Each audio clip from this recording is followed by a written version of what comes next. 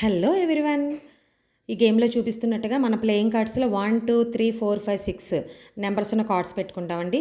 Coins ఏమన్నది మీ ఇంట్లో ఏది అవైలబుల్గా అంటే అది పావలా కానీ ₹10 కానీ రూపాయి కాయిన్స్ ఫోర్క్తో జస్ట్ ఒక్క ఛాన్స్లోనే తీయాలండి. ఒక్క ఛాన్స్లో తీసి మొత్తం 6 కార్డ్స్ మీద మనం పెడతాం. ఇలా చూపిస్తున్నారు కదా, అంటే కార్డు నుంచి బయటకు వచ్చే కాయిన్స్ కౌంట్ కాదండి, ఓన్లీ కార్డు మీద మనం స్లోగా పెట్టాలి. అలా పెట్టేటప్పుడు ఏవైనా కాయిన్స్ కార్డు మీద నుంచి బయటకు వచ్చేసాయి అనుకోండి, అవి తీసేస్తాం.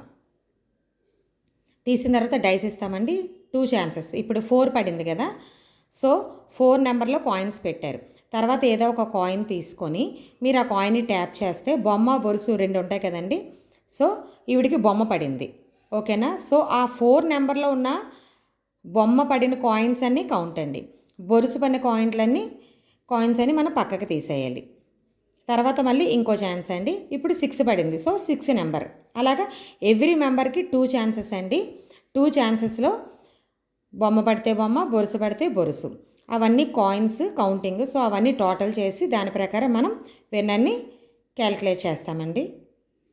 ఈవిడికైతే 2 టైమ్స్ కూడా బొమ్మే పడింది, సో టోటల్గా 7 వచ్చింది.